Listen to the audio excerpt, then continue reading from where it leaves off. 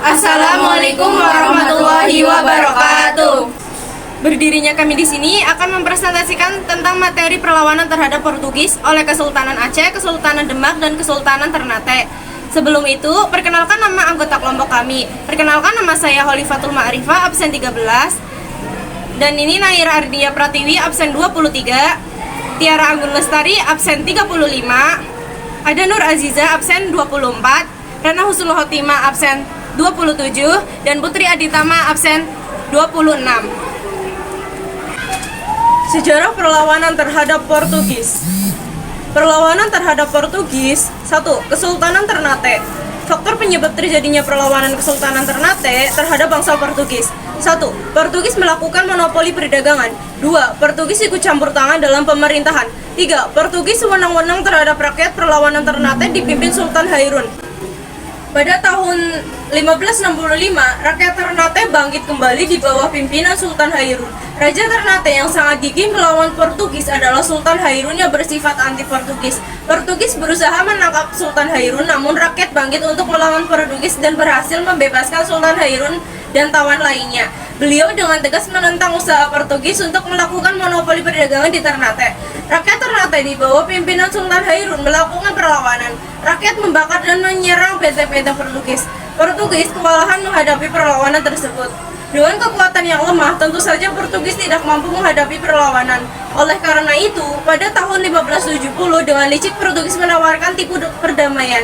Sehari setelah sumpah ditandatangani, Demos Duki Kuanding mengundang Sultan Hairun untuk menghadiri pesta perdamaian di benteng.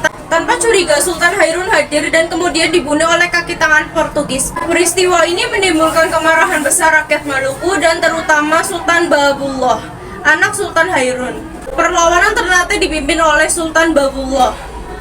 Perlawanan rakyat Ternate dilanjutkan oleh Sultan Babullah atau putra Sultan Hairun bersama rakyat. Sultan Babullah bertekad mengampur Portugis. Pasukan Sultan Babullah memusatkan penyerangan untuk mengepung benteng Portugis di Ternate. 5 tahun lamanya Portugis mampu bertahan di dalam benteng dan yang akhirnya menyerah pada tahun 1575 karena kehabisan bekal. Kemudian Portugis melarikan diri ke timur-timur dan tahun 1574 benteng Portugis direbut. Kemudian Portugis menyingkirkan ke Hitu dan akhirnya menguasai dan menetap di timur-timur sampai tahun 1975. Selanjutnya proses perang. Portugis ingin memaksakan monopoli perdagangan kepada rakyat Ternate. Tentu saja hal itu ditentang oleh rakyat Ternate. Perlawanan terhadap kekuasaan Portugis di Ternate berkobar pada tahun 1533. Untuk menghadapi Portugis, Sultan Ternate menyerukan agar rakyat dari Irian sampai ke Pulau Jawa bersatu melawan Portugis. Maka berkobarlah perlawanan umum di Maluku terhadap Portugis. Rakyat Maluku bangkit melawan Portugis, kerajaan Ternate dan Tidore bersatu. Akibatnya, Portugis tersedak. Karena merasa posisinya tersedak, Portugis mendatangkan pasukan bantuan dari Malaka di bawah pimpinan Antonio Glavo. Pasukan bantuan tersebut menyerbu beberapa wilayah kerajaan Ternate. Rakyat Maluku di bawah kerajaan Ternate berjuang penuh semangat mempertahankan kemerdekaannya. Tetapi waktu itu Ternate belum berhasil mengusir Portugis. Untuk sementara Portugis dapat menguasai Maluku. Pada tahun 1565, rakyat Ternate bangkit kembali melawan Portugis di bawah pimpinan Sultan Hairun. Portugis hampir tersedak kemudian melakukan tindakan licik. Sultan Hairun diajak berunding. Untuk itu, Sultan Hairun diundang agar datang ke benteng Portugis. Dengan jiwa kesatria dan tanpa perasaan curiga, Sultan Hairun memenuhi undangan Portugis. Tetapi apa yang terjadi? Setiba di benteng Portugis, Sultan Hairun dibunuh. Peristiwa itu membangkitkan kemarahan rakyat Maluku. Perlawanan umum berkobar lagi di bawah pimpinan Sultan Babullah, pengganti Sultan Hairun pada tahun 1574. Benteng Portugis dapat direbut oleh rakyat Ternate. Dengan demikian, rakyat Ternate berhasil mempertahankan kemerdekaannya. Selanjutnya, Perjanjian Saragossa. Perjanjian Saragossa yang berlangsung pada 22 April 1529 merupakan perjanjian Spanyol dan Portugis untuk menentukan bahwa bumi di bagian timur dibagi menjadi 2 kerajaan. Perjanjian Saragossa terjadi karena pertikaian bangsa Spanyol dengan bangsa Portugis di Maluku. Pertikaian ini disebabkan kedua pihak ingin memonopoli perdagangan rempah-rempah di Maluku. Persaingan di antara kedua imperialis barat tersebut dalam merebutkan wilayah Maluku tidak dapat dihindari. Persaingan tersebut dapat diselesaikan melalui Perjanjian Saragossa pada 22 April 1529. Isi perjanjian tersebut mengharuskan Spanyol meninggalkan Maluku, sehingga Portugis dapat menguasai Maluku sepenuhnya. Dampak peperangan. Yang pertama ada dampak positif, yaitu rakyat di Maluku dapat bersatu dan rakyat di luar Maluku terdorong untuk melawan Portugis. Dampak negatifnya yaitu meluasnya monopoli, rakyat menderita, dan kekuasaan diatur oleh bangsa asing. Yang kedua, Kesultanan Demak. Pada 1511, Portugis berhasil merebut Malaka dan ingin segera melebarkan kekuasaannya sampai ke Maluku. Mengetahui hal itu, Kesultanan Demak tidak mau tinggal diam dan melakukan penyerangan. Perlawanan terhadap Portugis dilakukan oleh Demak lebih dari 1 kali. Meskipun pada awalnya sempat menemui kegagalan, perjuangan Demak akhirnya membawa hasil yang menggembirakan. Latar belakang. Perlawanan Demak terhadap Portugis dengan berkuasa di Malaka. Portugis otomatis menguasai jalur pelayaran dan perdagangan yang penting di dunia. Keberadaan Portugis itu tidak hanya menjadi penghalang Kesultanan Demak, tetapi juga mematikan perdagangan kaum muslim Indonesia.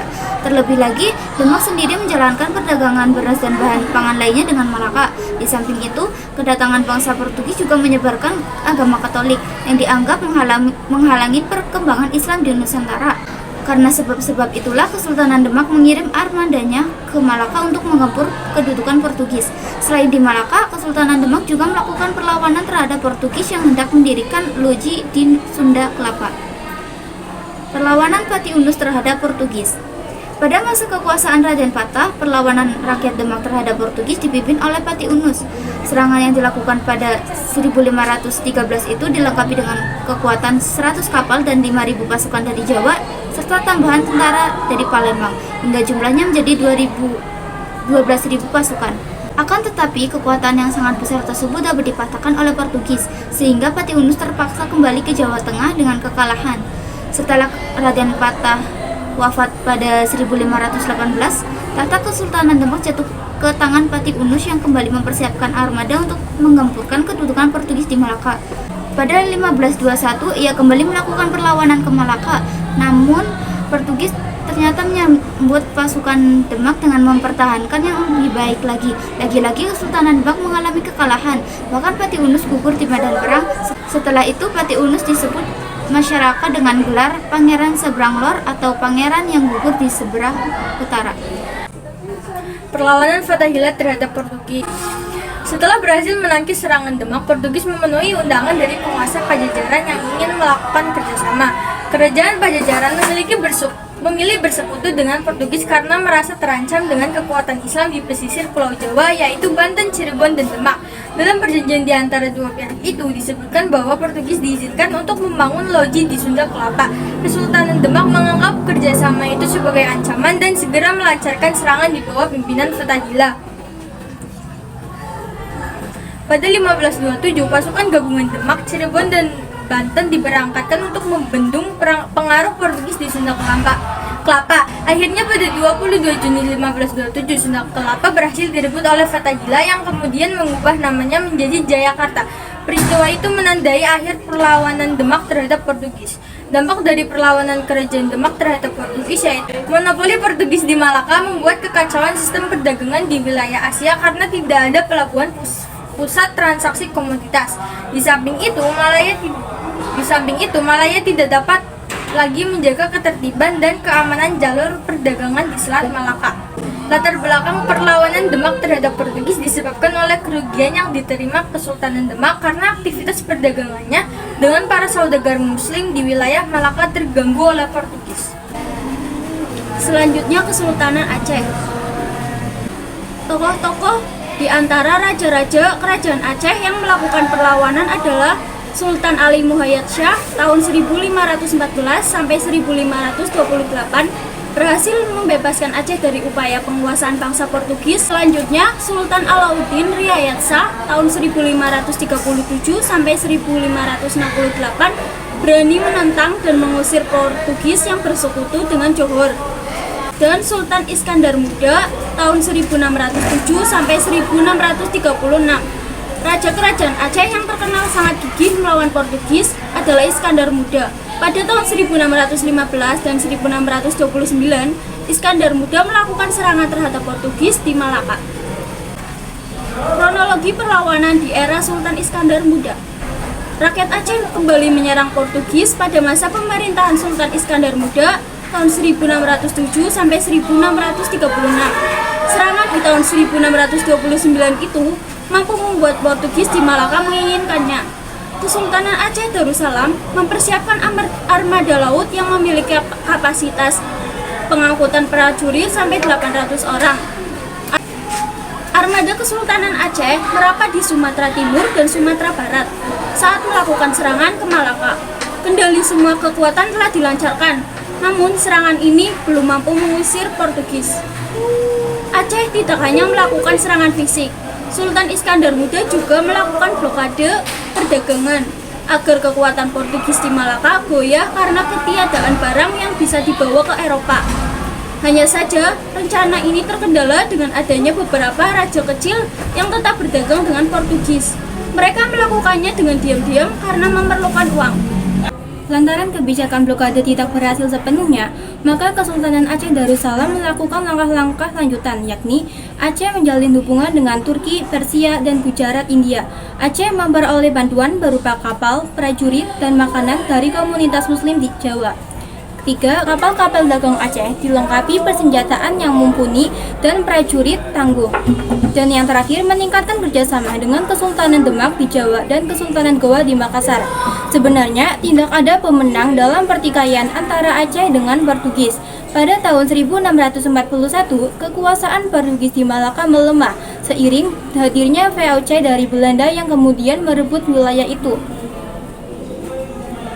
Akibatnya, setelah Aceh mengalami kekalahan perang yang berkali-kali membuat Aceh tidak mempunyai pengaruh lagi di perdagangan dan pengaruh di kerajaan di tanah Melayu, dan membuat Portugis semakin besar. Walaupun Aceh kalah perang dengan Portugis, tapi Aceh tidak bisa dikuasai oleh Portugis.